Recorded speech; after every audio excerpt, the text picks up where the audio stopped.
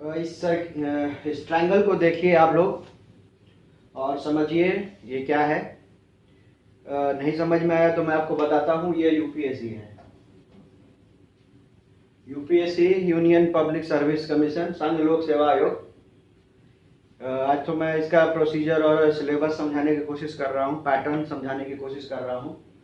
UPSC के लिए जो एग्ज़ाम होता है, जो नए होते हैं, जो बिगिनर्स होते हैं, जिन्होंने अभी 11th किया है, 12th किया है, आगे सोच रहे हैं यूपीएससी की तैयारी करने के लिए, तो जनरली बच्चे 10th क्लास के बाद ही ऑटोमेटिक वो उस तरफ में अग्रसर हो जाते हैं। पता नहीं चलता है कि आखिर वजह क्या होती है, लेकिन बच्चों में देखा गया है कि क्लास 10th के बाद ही वो उस दिशा में अग्रसर हो जाते हैं।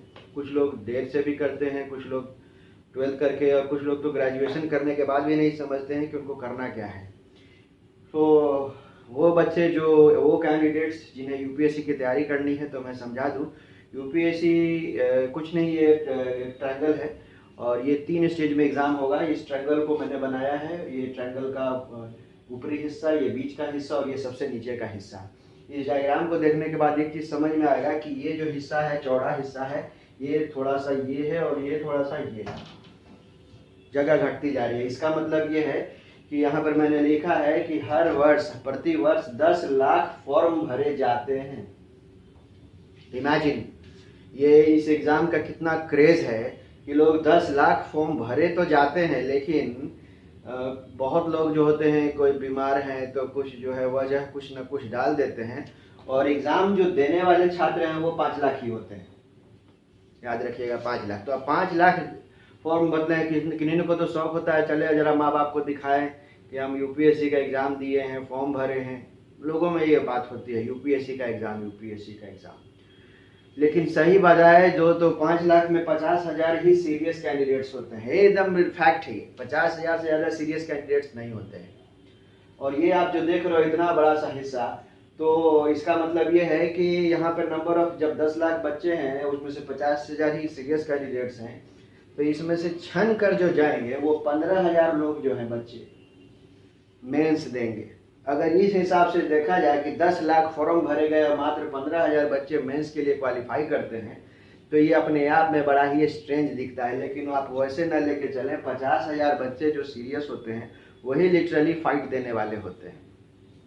50,000 बच्चों में से अंदर 15,000 बच्चे जो होता है मेंस का एग्ज़ाम लिखते हैं, और इन 15,000 बच्चे में भी जो क्वालिफाई करेंगे, वो इंटरव्यू के लिए वो 3,000 लोग ही क्वालिफाई करने वाले हैं। और इस 3,000 में 2:1 का वो कंसेप्ट चलता है, मतलब 1 सेलेक्ट होगा और 2 रिजेक्ट होगा।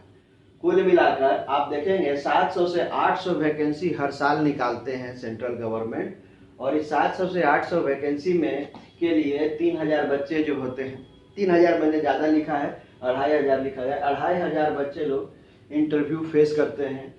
और सीट्स की संख्या अगर 1000 हो जाए, 900, तो उस हिसाब से 3,000 बच्चे लोग इंटरव्यू फेस करते हैं। तो ये इंटरव्यू का दौर है और ये बिल्कुल फाइनल स्टेज होता है। लेकिन अब समझने वाली बात है कि इस एग्जामिनेशन के लिए जितना लोगों में क्रेज है, तो उनको पढ़ना क्या होता है। तो यूपीएससी इसके लिए कोई सिलेबस बना के नहीं रखे हुए है।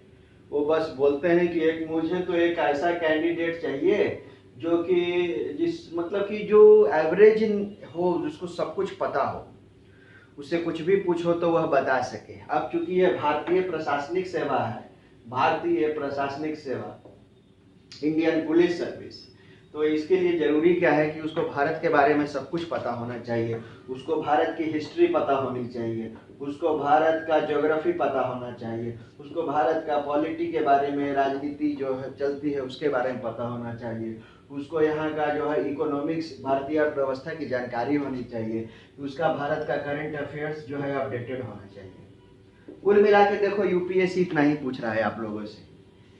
ये पहले स्टेज की मैं बात कर रहा हूँ, पीटी राउंड की बात कर रहा हूँ। इसको लोग जनरली जो निकनेम है वो पिट्टी पिट्टी पिट्टी, और इसको आप लोग मेंस बोलते हो, और ये तो फाइनल इंटरव्यू है। तो पीटी के लिए वो स्टूडेंट से क्या मांगते हैं, स्टूडेंट से सिर्फ वो ज़्यादा कुछ नहीं, वो हिस्ट्री, ज्योग्राफी, पॉलिटी, इकोनॉमी और करंट अफेयर्स का ही डिमांड करते हैं वो उनसे, इससे ज़्यादा नहीं। तो हिस्ट्री में भी अगर आप करोगे तो हिस्ट्री में क्या पूछते हैं, तो हिस्ट्री में वो आपसे प्राचीन हिस्ट्री पूछ लेते हैं, मेडाइवल से पूछ लेते हैं मतलब मध्यकालीन से पूछ लेते हैं, और मॉडर्न इंडिया से पूछ लेते हैं। ठीक है। ज्योग्राफी में आप देख लो फिजिकल ज्योग्राफी, ह्यूमन ज्योग्राफी और इकोनॉमिक ज्योग्राफी। कुल मिला के ये 3 सेक्शन है जो ज्योग्राफी की आप लोगों को जानकारी होनी चाहिए। पॉलिटी में इंडियन पॉलिटी की बात करते हैं हम लोग, भारत की ये जो राजनीति है वो कैसी है। इकोनॉमिक्स, इंडियन इकोनॉमी, पूरे के पूरे इंडियन से रिलेटेड जितने भी इकोनॉमी हो, एग्रीकल्चर हो, इलेक्ट्रिसिटी हो, road transport, health, hygiene, education, जितना भी इकोनॉमिक्स आधारित हो भारत का, ये अभी बजट क्या है, ये स्कीम्स क्या निकाली है भारत की सरकार ने, समाज के लिए क्या निकाला है, ये सब कुछ आपके इकोनॉमिक्स में पूछा जा रहा है। और करंट अफेयर्स कम से कम आपको 1 साल का तैयार होना चाहिए भाई मेरे। 1 साल का करंट अफेयर्स के लिए आप न्यूज़पेपर प्रतिदिन पढ़ो। आप कोई मंथली मैगजीन उठा लो, जैसे प्रतियोगिता दर्पण लोग बहुत बच्चे लोग करते हैं, प्रतियोगिता दर्पण, हिंदी भाषी प्रतियोगिता दर्पण, इंग्लिश में भी एडिशन आता है, कुछ लोग सिविल सर्विसेज क्रॉनिकल का भी पढ़ते हैं। तो ये तो चॉइस के ऊपर है कि आपको कौन सा मैगजीन अच्छा लगता है, किस पर आप अच्छा से कमांड कर सकते हो। तो ये है आपका पीटी का जो सेक्शन है। तो ये पीटी के बारे में मैं बता रहा था अभी आपको। आप थोड़ा सा मेंस पे चले जाओ आप, और मेंस के बारे में देखो कि मेंस में क्या पूछा जा रहा है। तो मेंस में भी ज़्यादा कुछ पूछ नहीं रहे हैं, इन्होंने हिस्ट्री और ज्योग्राफी को एक GS 1 करके निकाल दिया है। हिस्ट्री और ज्योग्राफी और कल्चर कर दिया है इन्होंने, हिस्ट्री ज्योग्राफी कल्चर, ये आपका GS पेपर 1 होगा। इसी तरह से फिर आपका इन्होंने पेपर 2 कर दिया है, GS 2। GS 2 में आपसे पॉलिटी के बारे में पूछते हैं, गवर्नेंस के बारे में पूछते हैं। फिर आपका ये है पेपर 3। पेपर 3 में आपका इंडियन इकोनॉमी से बहुत सारे सवाल पूछे जाते हैं। ठीक है। और फिर ये पेपर 4। पेपर 4 में इन्होंने क्या किया है कि इकोनॉमी एंड डेवलपमेंट, इकोलॉजी, इनसे सवाल पूछे जा रहे हैं आपसे, भारत के डेवलपमेंट, साइंस एंड टेक। तो कुल मिला के आप ये देख रहे हैं कि यही जो आपने पीटी में पढ़ा है उसका थोड़ा सा इलाबोरेटेड सेक्शन आपका मेंस का सवाल बनने जा रहा है। GS paper 1, 2, 3, 4। और एक जो इन्होंने स्टूडेंट्स के लिए क्या कर दिया है, एसे डाला है, एसे लेख लिखने के लिए 3 घंटे का पेपर होता है। और ये सभी के सभी पेपर आप देखोगे 250 मार्क्स का होता है, 250, 250, 250, 250 और ये 250। तो ये जीएस पेपर 1, 2, 3, 4, 250, 250, 250, 250 और एसे कुल मिला के 1250 तो ये ले गए। और एक ऑप्शनल पेपर आपको चुनना होता है, वो आप कोई भी चुन सकते हो, हिस्ट्री ज्योग्राफी जिससे आपने ऑनर्स किया है या जिस सब्जेक्ट में आपको रुचि हो। मैंने अपने लिए लॉ रखा था, मैंने भी एग्ज़ाम दिए, तो ये मैं अपना ही अनुभव बता रहा हूँ। तो ऑप्शनल पेपर के लिए आप लोग कोई भी सब्जेक्ट चुन सकते हो, ज़रूरी नहीं हो कि आप लॉ ग्रेजुएट हो। मेरा मन है कि मैं हिस्ट्री ले लूँ तो मैं हिस्ट्री भी ले सकता हूँ, ज्योग्राफी लूँ ज्योग्राफी भी ले सकता हूँ। तो ये है। और अच्छा ठीक है, इसमें भी मैंने आपको थोड़ा सा मिस कर दिया है, मैंने आपको बताया नहीं। इसमें जो होता है ये पीटी जो होता है कि पूरा का पूरा जो है क्वालिफाइंग है, तो इसको मैं थोड़ा सा और बड़ा ऐसे कर दे रहा हूँ ताकि आपको समझ में आए। ये तो भाई साहब ये जो नीचे एक तरह से स्क्रीनिंग टेस्ट है, इसमें आप पास करो तभी आप इसमें जा पाओगे। ये जो 15,000 बच्चे जो इसमें पहुंच रहे हैं वह जो होता है इससे निकल के आ रहे हैं। तो इसीलिए इसमें आपने क्या मार्क्स लाया ये इररिलेवेंट है मेंस के लिए।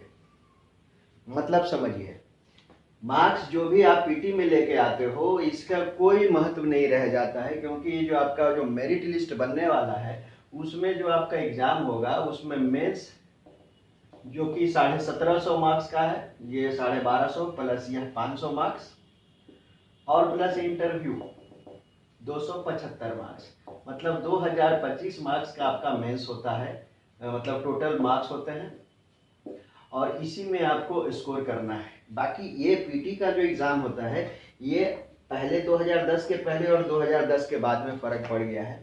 ये सीसैट 1 पेपर है और ये सीसैट पेपर 2 है। सीसैट पेपर 1 और सीसैट पेपर 2 के बारे में मैं थोड़ा यहाँ लिख दे रहा हूँ, समझ लीजिए। तो ये जो सीसैट पेपर 1 होता है इसमें ये भी 200 मार्क्स का होगा, ये भी 200 मार्क्स का होगा। इसमें कंप्लीट जीएस जो ये चीज पूछा जा रहा है ये कंप्लीट होगा। 100 सवाल पूछे जाते हैं आपसे, 100 सवाल, हर एक सवाल 2 मार्क्स का होता है। और इसमें निगेटिव भी होता है। निगेटिव कितना होता है? 0.33% काट लिए जाएंगे, या यूं बोलो कि 1/3 मार्क्स अगर आपने स्कोर किया है 1 और अगला सवाल गलत बना दिया तो वो तो गया ही आपका 1 मार्क्स 2 मार्क्स, उसमें से भी आपका 1/3 मार्क्स काट लिया जाएगा। इसलिए ध्यान रहे कि यूपीएससी में जब आप फुल्ली कॉन्फिडेंट हो तभी आंसर को अटेम्प्ट करिए, अन्यथा छोड़ दीजिए। छोड़ देने में फ़ायदा है, अटेम्प्ट करने में गलत हो गया तो आपका मार्क्स तो जो है जो आपने स्कोर किया उसमें से भी 1/3 कटने वाला है। ठीक है। और सीसेट पेपर 2 में आपका रीजनिंग है, मैथ है और इंग्लिश है। मोटा मोटी यही है भाई। क्यों है ऐसा?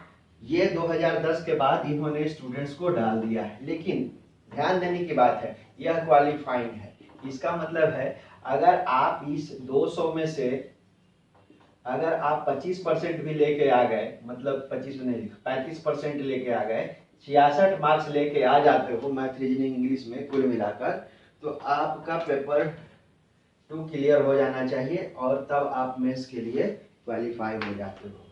तो कुल मिलाकर ये देखते हैं कि जो सबसे बड़ा हर्डल है, जो सबसे बड़ी ऑब्स्टेकल है, जो सबसे बड़ी परेशानी है यूपीएससी में, वो होता है पीटी को क्लियर करना। अगर पीटी क्लियर कर लेते हैं बच्चे तो मेंस उनके लिए क्लिक करना, उनको क्रैक करना कोई बहुत बड़ी बात नहीं है, क्योंकि पीटी ही आपको बेस देने वाला है मेंस के लिए। अब आते हैं मुद्दा नंबर 2 कि अब ये जो आपने मेरे को जो सिलेबस समझाया है, ये पीटी, ये मेंस और interview, I tell you interview के लिए कोई सिलेबस नहीं है, होना भी नहीं चाहिए। यहाँ पर आपसे presence of mind, your sense of dressing, your way of talking, how you will tackle the difficult situations, what will be your decision, इन सबों का जो होता है 20-25 मिनट का इंटरव्यू चलता है, जिसके लिए 275 मार्क्स ऐड किया जाता है। तो ये आपका वही चेक होने वाला है, प्रोवाइडेड कि आप पीटी मेंस क्लियर करके आप यहाँ पे पहुँचते हो। आपको उन 3000 बच्चों में से शामिल होना है जो इंटरव्यू फेस करने वाले हैं। अब हम लोग देखते हैं कि इसके लिए करना क्या चाहिए। तो पीटी एग्जाम के लिए एक सबसे बड़ा इम्पोर्टेंट है कि पिछले 20 साल का आप क्वेश्चन बैंक उठा लीजिए और सबसे पहले एक सरसरी निगाह देखिए कि आपको कितने मतलब कि आप कितने उसमें सक्षम हैं। ऐसे हाथ पैर मारने की ज़रूरत नहीं है। फॉर्म भर देने से यूपीएससी क्लियर नहीं होता है, क्योंकि जान रहे हैं ये इंडिया का सबसे बड़ा एग्ज़ाम है। इंडिया का छोड़िए, वर्ल्ड का सबसे बड़ा और सबसे डिफिकल्ट एग्ज़ाम है, जिसको क्रैक करने के लिए पूरी उम्र निकल जाती है कितनों की, और वो पीटी भी क्रैक नहीं कर पाते हैं। इसका वजह ये होता है कि उनको मार्गदर्शन की कमी होती है।